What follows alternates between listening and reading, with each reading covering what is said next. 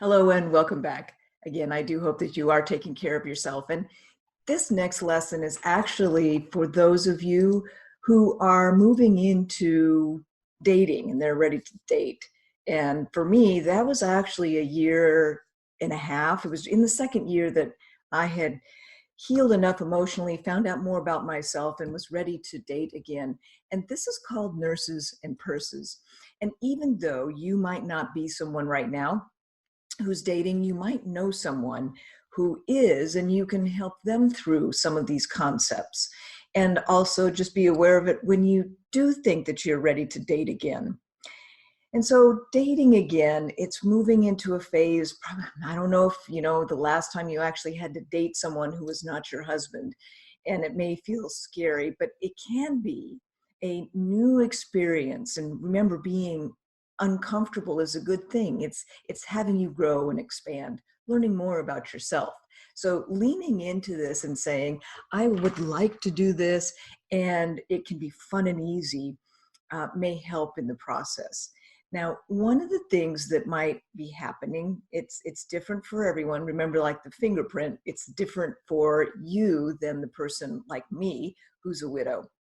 And that is that for me, a lot of the times when I wanted to be out with someone, I was essentially filling the void that I now have because Rick's no longer here. And I wanted to have experiences of being able to share things and feel important to someone, and for me to care for someone also. And there can be a time where just by those feelings, with a new person, you might feel like you're falling in love, that they are the person. And rarely is like the very first person you start dating right after, or, when you first start the dating, rarely is that person like the person. Usually you'll have to date a few or more people. And there's some statistics around that, but check your emotions because it might be easy for that void to be filled by someone who's giving you affection. And sometimes even by dating someone for 6 months or 4 months or something, and it doesn't work out for whatever reason, that can really have your heart ache again. And that did happen to me. I am just saying from experience that the breakup almost brought up all those emotions, that the highs and lows, the anger, the sadness was all brought back from that breakup. So just be aware that the affection, the love, that love feeling that you're feeling may just be an extension from your past experience, and to go ahead and probably go out and date some other people. And what I mean by a date, I mean going out and having a cup of coffee to meet someone.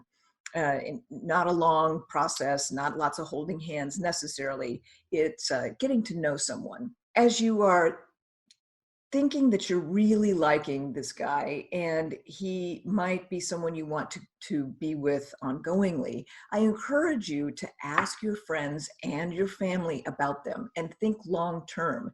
In 10 years from now, or whatever it might be, 20 years from now, depending on how old you are, how will it be to be with this person? And the feedback that you get from your friends and family, you don't have to necessarily take what they say and act upon it, meaning if they all are saying that he's the greatest guy, it doesn't mean you have to stay with him. But getting feedback, what I have found is usually the friends and family can see something that you are not, and they can give you that feedback. And if a majority of them are saying something is really wrong and they actually can give you specifics, pay attention to that. I've seen too many widows, even divorcees, single girlfriends, walk down the path with a certain gentleman where we all were trying to give her the sign that this wasn't going to work out, and sure enough, it didn't. So just go ahead and ask people. It can be very helpful.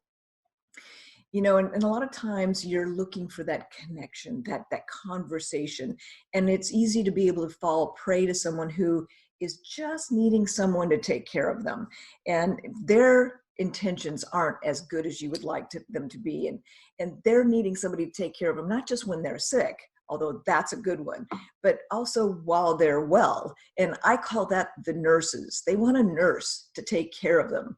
And while they might show affection to you, it's not the same as that true deep love that you may have had with your husband.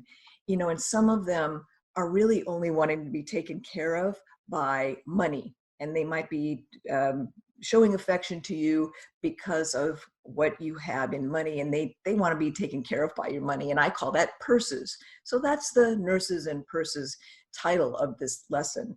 Now, there are a lot of really good men out there.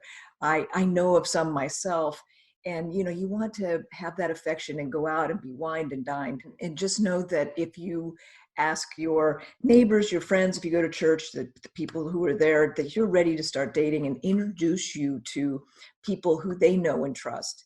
That's usually your best possible dating partner that you can find is from your friends and family and neighbors, etc. But you know, as you're going through the dating process, please think about what are the intentions of the gentleman that you're dating. They are not always in your best interest. I do hope that they are. And they can actually steal from you financially, specifically, and also emotionally.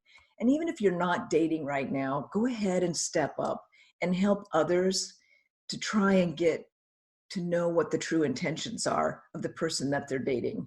And that, in fact, leads us into our next lesson, which I call the gigolo effect. I'll see you then.